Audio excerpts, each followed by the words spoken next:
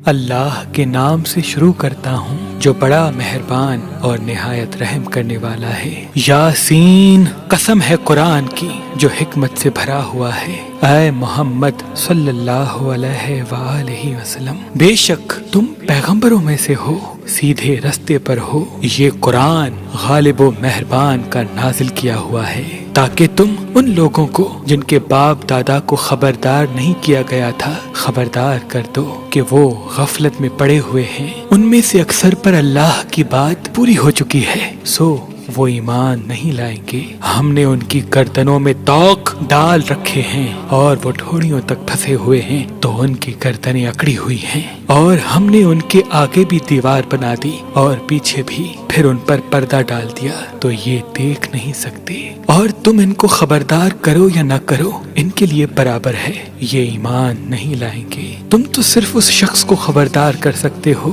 جو اس نصیحت یعنی قرآن کی پیروی کرے اور رحمان سے غائبانہ ڈرے، تو اس کو مغفرت اور بڑے ثواب کی بشارت سنا دو۔ بے شک ہم مردوں کو زندہ کریں گے، اور جو کچھ وہ آگے بھیج چکے اور جو کچھ ان کے نشان پیچھے رہ گئے ہم ان کو قلم بند کر لیتے ہیں، اور ہر چیز کو ہم نے کتاب روشن یعنی لوح محفوظ میں لکھ رکھا ہے۔ اور ان سے گاؤں والوں کا قصہ بیان کرو جب ان کے پاس پیغمبر آئے، یعنی جب ہم نے ان کی طرف 2 پیغمبر بھیجے تو انہوں نے ان کو جھٹلایا، پھر ہم نے تیسرے سے تقویت دی تو انہوں نے کہا کہ ہم تمہاری طرف پیغمبر ہو کے آئے ہیں۔ وہ بولے کہ تم اور کچھ نہیں مگر ہماری طرح کے آدمی ہو، اور رحمان نے کوئی چیز بھی نازل نہیں کی، تم محض جھوٹ بولتے ہو۔ انہوں نے کہا کہ ہمارا پروردگار جانتا ہے کہ ہم تمہاری طرف پیغام دے کر بھیجے گئے ہیں، اور ہمارے ذمے تو صاف صاف پیغام پہنچانا ہے اور بس۔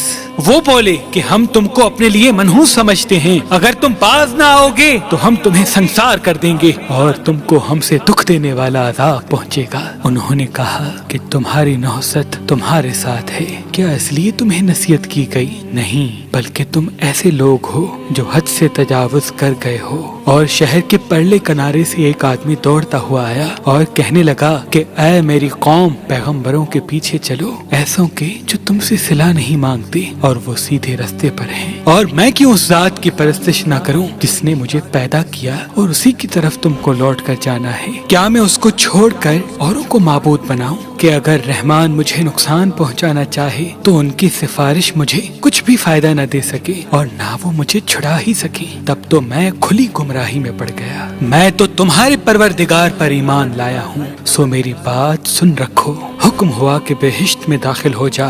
بولا کاش میری قوم کو پتہ چل جائے کہ میرے رب نے مجھے بخش دیا اور مجھے عزت والوں میں شامل کیا، اور ہم نے اس کے بعد اس کی قوم پر کوئی لشکر نہیں اتارا اور نہ ہم اتارنے والے تھے، وہ تو صرف ایک چنگھاڑ تھی، سو وہ اس سے ناگہاں بجھ کر رہ گئے۔ بندوں پر افسوس کہ ان کے پاس جب کوئی پیغمبر آتا تو وہ اس سے تمسخر ضرور کرتے۔ کیا انہوں نے نہیں دیکھا کہ ہم نے ان سے پہلے بہت سے لوگوں کو ہلاک کر دیا تھا؟ اب وہ ان کی طرف لوٹ کر نہیں آئیں گے، اور سب کے سب ہمارے روبرو حاضر کیے جائیں گے۔ اور ایک نشانی ان کے لیے زمین مردہ ہے کہ ہم نے اس کو زندہ کیا اور اس میں سے اناج اگایا، پھر یہ اس زمین سے کھاتے ہیں، اور اس میں سے کھجوروں اور انگوروں کے باغ پیدا کیے اور اس میں چشمے جاری کیے تاکہ یہ ان باغوں کے پھل کھائیں، اور ان کے ہاتھوں نے تو ان کو نہیں بنایا، تو پھر کیا یہ شکر نہیں کرتے؟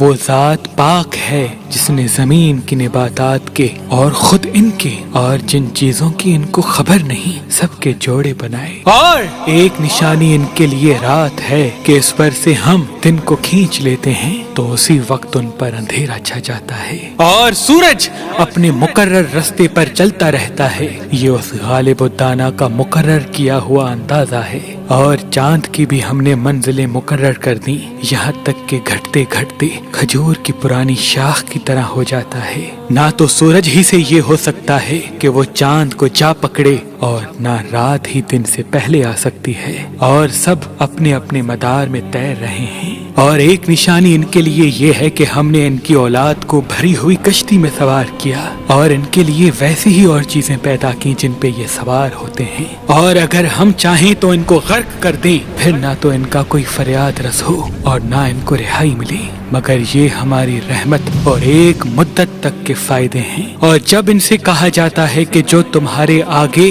और जो तुम्हारे पीछे है उससे डरो ताकि तुम पर रहम किया जाए, और इनके पास इनके परवरदिगार की तरफ से कोई निशानी नहीं आती मगर उससे मुंह फेर लेते हैं। और जब इनसे कहा जाता है कि जो रिज़्क अल्लाह ने तुमको दिया उसमें से खर्च करो, तो काफिर मोमिनों के मुतालिक कहते हैं कि भला हम उन लोगों को खाना खिलाएं जिनको अगर अल्लाह चाहता तो खुद खिला देता, तुम तो खुली गुमराही में हो। और कहते हैं कि अगर तुम सच कहते हो तो बताओ ये वादा कब पूरा होगा। ये तो एक चिंगाड़ ही के मुंतजर हैं जो इनको इस हाल में के बाहम झगड़ रहे होंगे आ पकड़ेगी। फिर ना तो ये वसीयत ही कर सकेंगे और ना अपने घर वालों में वापस जा सकेंगे। और जिस वक्त सूर फूंका जाएगा ये कब्रों से निकलकर अपने परवरदिगार की तरफ दौड़ पड़ेंगे, कहेंगे हाय बर्बादी, हमें हमारी ख्वाबगाहों से किसने जगा उठाया। ये वही तो है जिसका रहमान ने वादा किया था और पैगंबरों ने सच कहा था।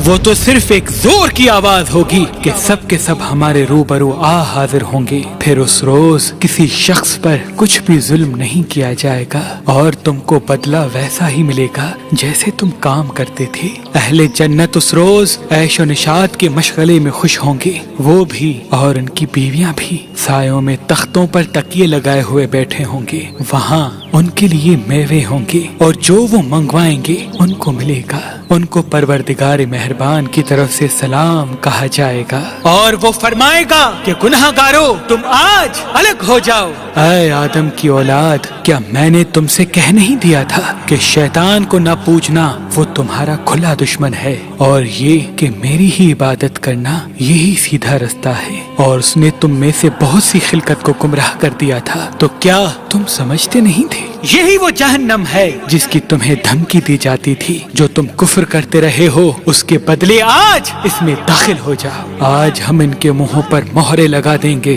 और जो कुछ ये करते रहे थे इनके हाथ हमसे बयान कर देंगे और इनके पाँव उसकी गवाही देंगे। और अगर हम चाहें तो इनकी आंखों को मिटाकर अंधा कर दें, फिर ये रास्ते को दौड़ें तो कहाँ से देख सकेंगे। और अगर हम चाहें तो इनकी जगह पर इनकी सूरतें बदल दें, फिर वहाँ से ना वो आगे जा सके और ना पीछे लौट सके।